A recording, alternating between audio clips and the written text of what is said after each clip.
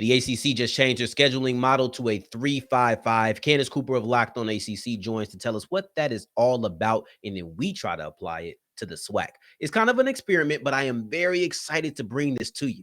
Oh, yeah, it's Locked On HBCU. Play my music. You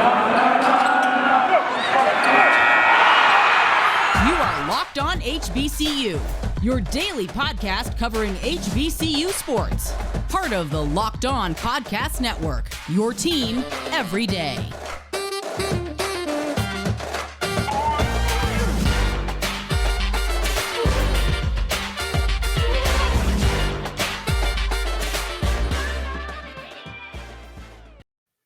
What's going on, family? Welcome back to another episode of the Locked On HBCU podcast, your number one daily one-stop shop for everything HBCU athletics, Monday through Friday, part of the Locked On Podcast Network, your team every day. I, of course, am Darian Gray, a.k.a. the Mouth of the South, Texas Southern alum, and former TSU Herald Sports editor. Thank you for going on this journey with me, making Locked On HBCU your first listen of the day every day. And today's episode is brought to you by LinkedIn. LinkedIn Jobs helps you find the right candidates that you want to talk to faster. Post your job for free at linkedin.com/lockedon. College terms and conditions apply. I am so excited, over the moon, some would say, to deliver this episode to you. I kind of teased it at the end of Friday's episode that we will be back kind of adopting the ACC scheduling format. Well, before we get into actually adopting it and applying it to the SWAC, how about we find out what it actually is? The ACC does this thing called the 3-5-5 that they will be putting into place in 2022, I believe, if not 2023. But I think this year, we're going to bring Candace Cooper of Locked On ACC to tell us all about it, because why just project and suspect what it is when we can bring in the actual expert about it? Candace Cooper from Locked On ACC has everything we need to know. So let's get to her. All right, Coop. So I've read a lot about the 3-5-5 model, the pros and cons, how people feel about it. For those who haven't read, in the simplest of terms, what is the 3-5-5 scheduling model that the ACC is now using? Sure. So I think the 3-5-5 model is best broken down into, you get three opponents that are always going to be your quote unquote rivals, let's say. They will forever be, for the next 4 years, teams that you have to play within the conference. And then the 5-5 model is just how they'll switch up the rest of the conference and break it down. So it won't be necessarily the same 5 teams every single year as it will be for your 3 opponents who are, like, again, your new fun favorite rivals that your fans get to see for the next 4 years. So it's been a lot of who got the best 3, who got the worst 3, who got forgotten about when it comes to the ACC and all of these different matchups. So thankfully we have some good math stars around here, because there's so many different scenarios you could pull when it comes to who to pick. And you said something in there that I actually didn't see in my reading. You emphasized for the next 4 years twice. Now, I understand that with the 5 teams, it's a home away type of deal. But does the 3 permanent opponents get reevaluated after 4 years? Yeah, so my understanding is that they will always have that evaluation period. They're going from 2023 to 2026. And then from there, it could be a switch up. But, you know, crazier things have happened. Who knows if we'll even be this conference in 4 years. So I'm just trying to just ride the tide with this new program that we're dishing out. The best part is there's no division. So now you don't have anyone complaining about how Clemson may be dominating one side and the Coastal is crazy on the other. It's pretty much a free-for-all. So there's no excuses. Well, since we're talking about people leaving, Clemson might not be dominating any ACC. You know? Clemson, Florida State, North Carolina, apparently. I'm just trying to keep up every day. Somebody different. They mentioned that in the Locked On group chat, and you said, yeah, man, don't get that tomato. Because for me, North Carolina, where I went to school, ACC is pretty much loyalty there. And I guess I'm just I need to get off my lawn, because I'm like, what for the student athletes that are going to have to travel? God knows. I can't imagine USC or UCLA being in my conference and knowing I had a math test on Wednesday and I had to travel to go to a swim meet on Thursday. Like, so many moving parts that people don't see on the back end. Like, yeah, we see the TV rights and maybe the new rivalries born, but there are other sports that are participating in football. And I get it, you know, we obviously aren't a revenue generating sport, but still, it's insane what you're trying to say you're doing in the best interest of the athlete. Can't be. Ain't no way. And real quick on that USC thing, because we're not even going to get into that, guys. You don't have to worry about it. But I'm just imagining USC and UCLA having to travel to the East Coast basically 4 or 5 times a year. Right? every year. At least the East Coast teams only have to make that travel once. Yeah. That is blowing my mind. You're lucky if you're USC and you get a UCLA away game, because now you don't have to travel cross country for one away game. I'm It's the saying. craziest. It's the craziest thing. It's the craziest thing to me. But when you're looking at this model, is it a benefit? Is it a bad thing? Is it something that you are glad they made the switch to?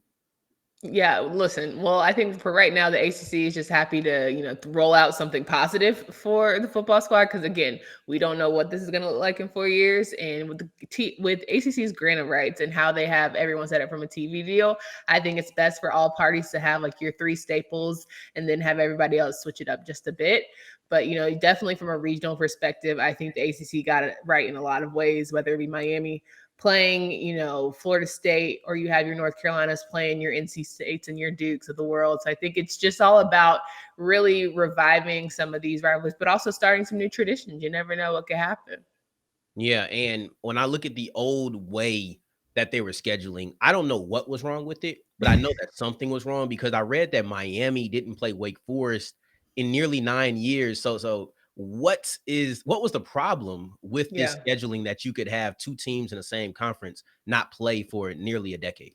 Yeah, so with the Atlantic and the Coastal divisions, it was split up to where you played those group every single year, that and you figured out who was going to be your Atlantic or Coastal division champion, and they played each other, but there was never a contractual obligation to play some teams from the Atlantic or the Coastal or vice versa, right? So you also have people being like, "Oh yeah, well, we haven't done it in a while, so let's pop this bad boy on." And it really wasn't a strategic or organized setup in terms of who teams you could play outside of your division. So now you have the opportunity to just make it plain, right? Top two teams get to go. You don't have anybody to have to play where it's going to be a tune-up game, or somebody that you're always going to be neck and neck just any given day, how the stars aligned, whether that team was good and better than you that day, sort of situation. So I think it's really beneficial for the ACC to try and just do away with this, because we look at some of the big boys and the heavy hitters, the Big Ten and the SEC when it comes to football, and they're just pretty much telling you we're leaving the SEC West behind, or vice versa. So I think it'll be fun to have something different for the ACC. Maybe it'll make people convince people it's like we're a cool conference, because right now I'm feeling like everybody thinks we're lame, and I just don't understand. I think y'all are kind of lame. I know. I think it's because we have do something. I think y'all no. I really feel like people didn't watch the March Madness this past season, and clearly we're slept on by Duke and Carolina rivalry, and literally one of the greatest rivalries in college sports.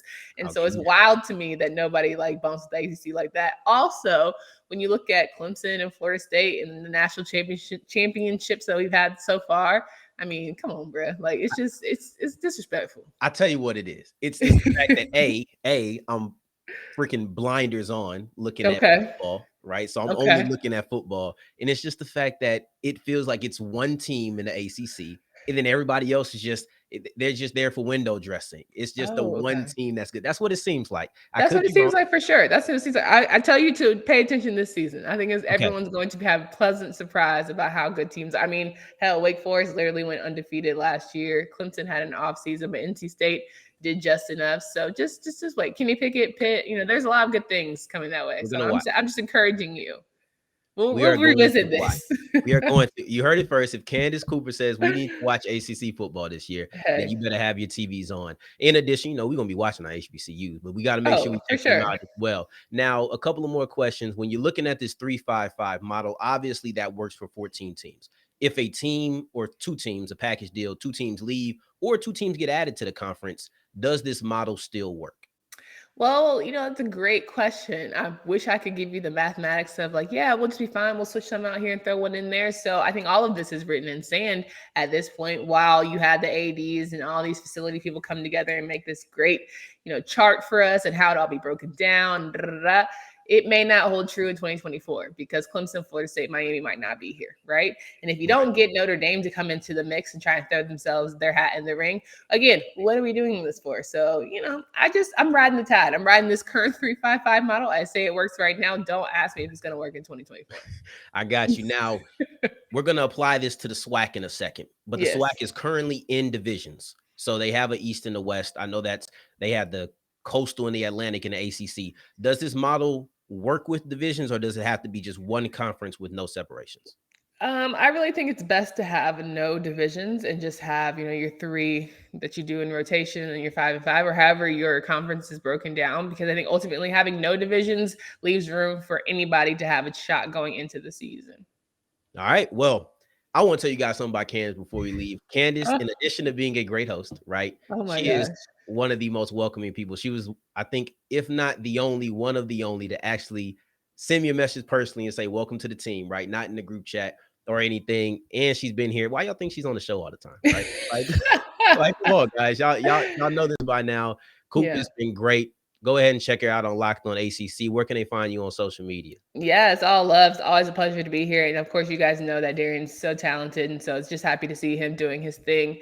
But you can find me on Twitter at Candace D. Cooper if you want to talk junk. I love to talk back, but only if it's polite. Like, I don't get crazy. Like, we're going to sit here and talk about Jackson State. We're going to talk about some other school. Like, let's just all be kumbaya. Tennessee State, like, I'm kind of excited for this season. No sleep. I think it's going to be a really good football on this side of I things. hope so. It's a lot of hype, and I think it should live up to it. Make sure you're checking her out on Locked On ACC, and we're going to continue looking at the 3-5-5 model as we go into applying it to the Southwestern Athletic Conference.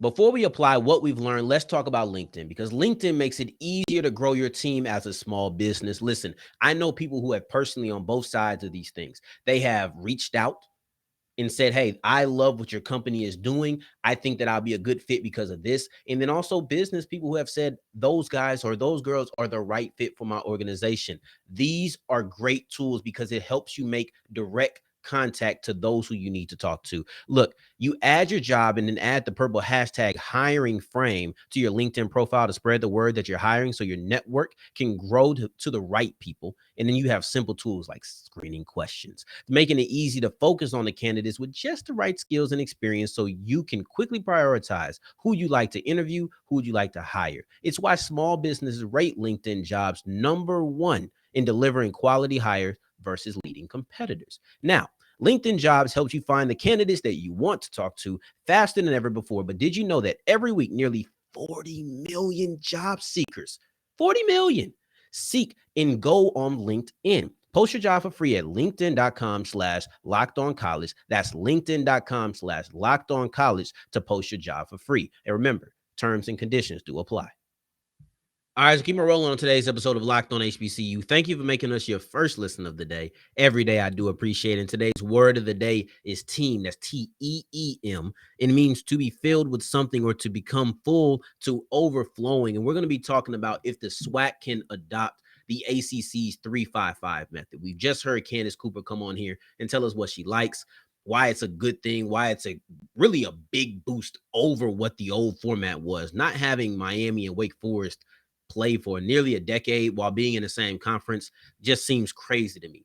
This kind of keeps that away from happening. So she's giving us the background, a little bit of the exposition. Now it's on us. The foundation has been built. Now we're going to try to build out our own 3-5-5 model. I didn't start this until after her interview. And once I began to do it, I realized that, hey, if you do lose members, it would affect you because they're at 14. 3-5-5 works perfectly for that. I don't know the mathematics, like she didn't know the mathematics to how you would fix it for 12 teams, which is what the SEC, or excuse me, the SWAC has. So with that being said, a couple of these teams are going to have 2 members, and I'm going to go ahead and have that be Bethune-Cookman and FAMU since they're just so new to this. But let's see, we're going to try to give everybody else 3 permanent opponents.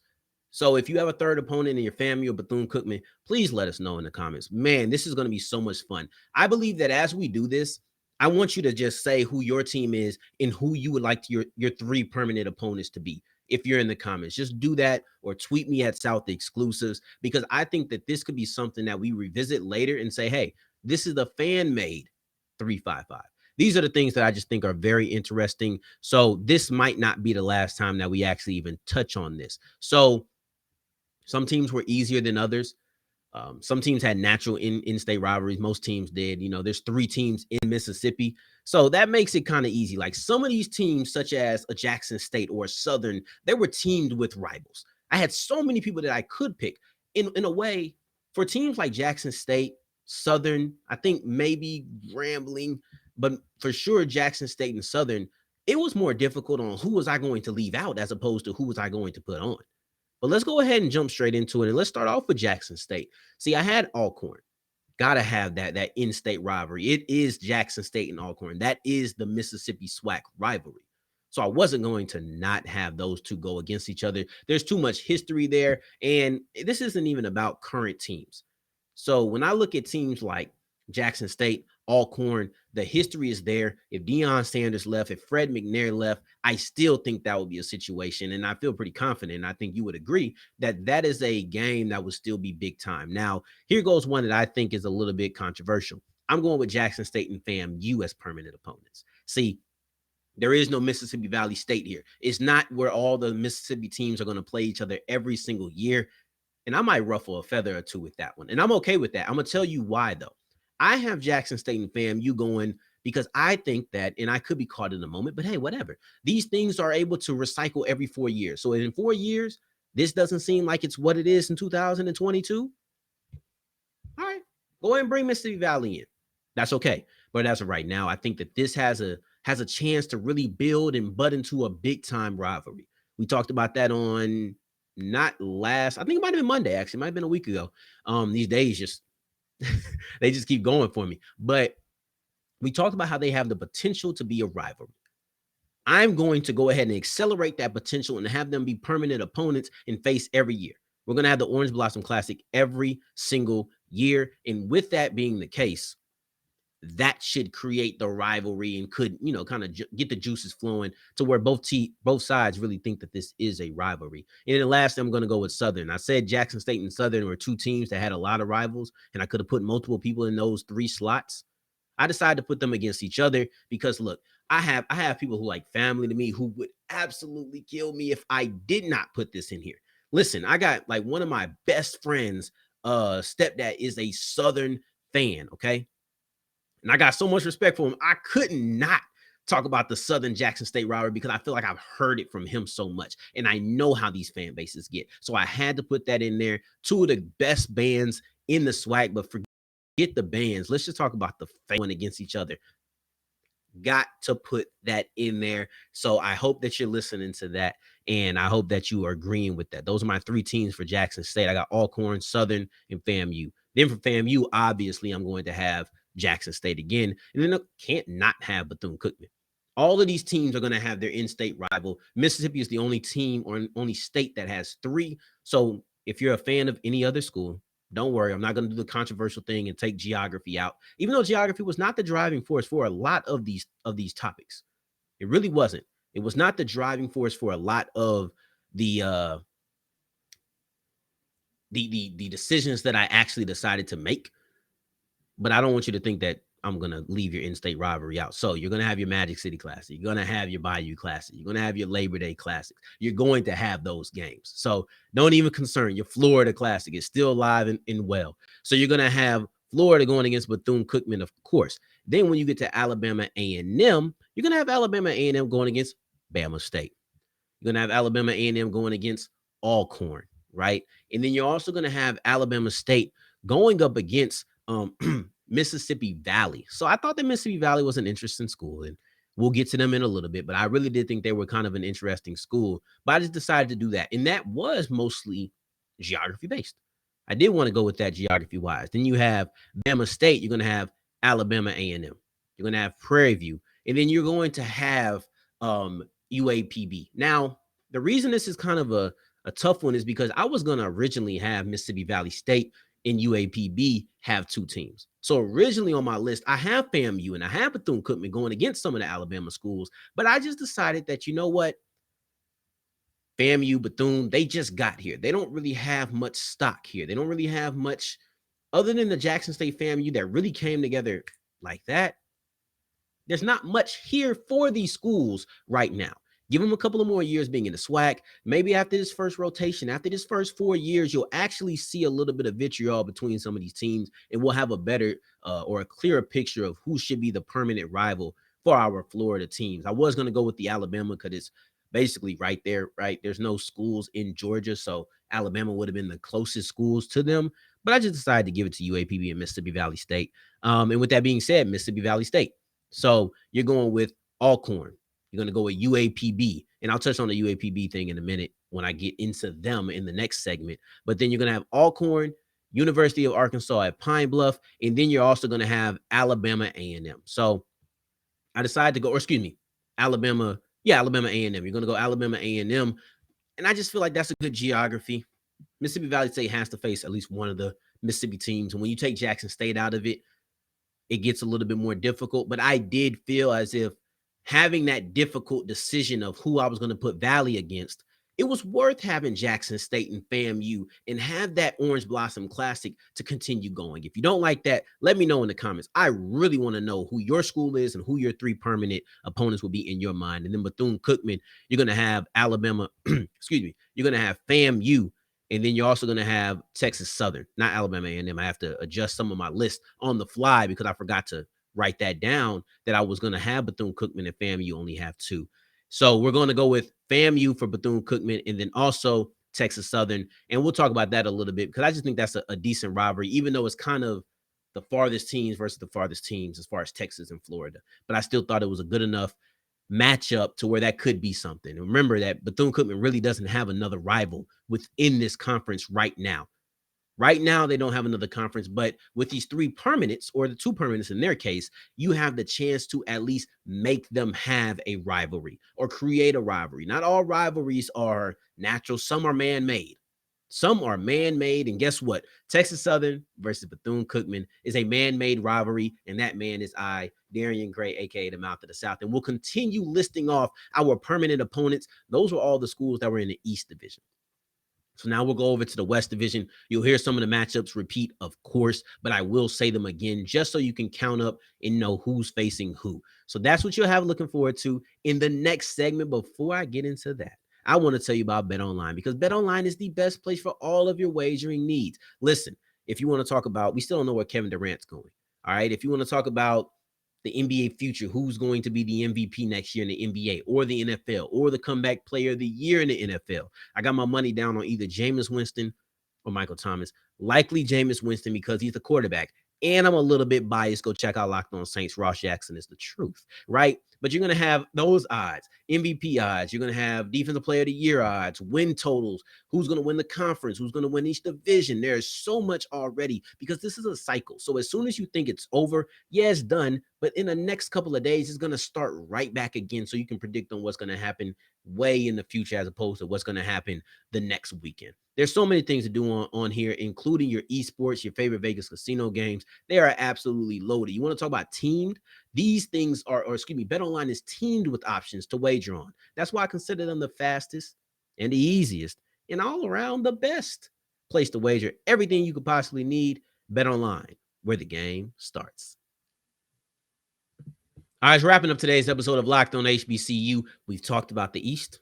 Now it's time to get to the West. We're continuing our exercise and experiment of just doing a 3-5-5. Man, I felt so bad after I started doing it because I was like, oh, all teams can't get 3, but I've committed myself to this and I have to get these permanent opponents out. So just so we know, Bethune-Cookman would have had Alabama A&M as an opponent, and then FAMU would have had Alabama State as an opponent, but I had to knock them down to 2. So you got to forgive me. Instead, we're going to have UAPB landing with Bama State, and then we're going to have Mississippi Valley landing with Alabama A&M. So I felt bad because I was really good at math back in the day, but I guess not taking math in years upon years has really brought down my numbers. I forgot 14 is bigger than 12, I guess. But it's okay because we're still rocking. We're still going. And like I said, some of these you're going to hear again, but man, let me tell you, this was so much fun to do. I had a blast doing that over the last couple of hours after doing that interview with Coop. It was absolutely great. And I'll tell you this. Alabama A&M, or excuse me, Arkansas Pine Bluff was easily the most difficult team to do. Of everybody that I had to go through, they were the most difficult team to assign your 3. Especially when I had to upgrade them from 2. It was kind of difficult to get to 2 a little bit, but it was really difficult to get to 3. And the reason they were so difficult is because outside of everybody, they're the only school in the SWAC that doesn't have a partner in their state. There's 2 teams in Texas. There's 2 teams in Louisiana, 3 teams in Mississippi, 2 teams in Alabama, 2 teams in Florida. There's everybody has a partner in their state. Arkansas Pine Bluff does not. So that made it kind of difficult because no matter how difficult some of them could have been, I always knew I would have one. Even when it was like, okay, how am I gonna get these other two? I knew I had one. I could fall back and say Bethune was going against FAM. FAM is going against Bethune, and they might not have much stock here, but I at least got one. Arkansas was kind of like, and a lot of people don't really talk about Arkansas. But with that, it goes to another school. They're kind of the odd man out, and it kind of becomes the odd man out classic, is what I like to call it. I don't expect you to call it. Look, Pine Bluff fans, I'm not trying to be disrespectful. Valley fans, I'm not trying to be disrespectful. But this could be the odd man classic where you have Valley and Arkansas Pine Bluff going against each other because Pine Bluff is the odd man out as far as not having a partner in their state, something that no other school has to worry about.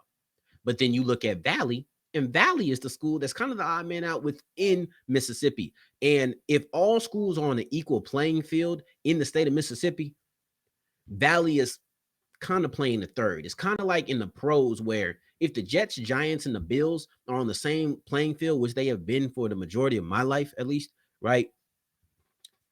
The Bills you kind of forget the Bills are even in New York. They don't talk about them as if they're in New York. Valley won't ever get that bad. They got Mississippi in their name, but they're not in New York City. So sometimes they're treated as if they're just the third team of New York. Now they're better than everybody else. So now we can acknowledge them as the best ones. But for the last 10 or so years before Josh Allen really started to ascend, and that's the majority of my lifetime, right? They didn't have that love. They were just the other team in New York when you thought about it. That's kind of how I feel like Valley gets treated. They're like the other team in Mississippi. They're not Alcorn or Jackson. This is the odd man out classic. I'm sorry. I don't mean no disrespect. That's just how I feel like people view them. But that's why I call this the odd man out classic. And I will every time. And this is the one team that I felt as if Valley and Arkansas Pine Bluff really got up to go against, because you had the coach of Valley talking about how it shocks me that we don't play a school that's literally 2 hours down the road. That was a little discouraging and disheartening that we don't play UAPB because we look forward to playing UAPB every year.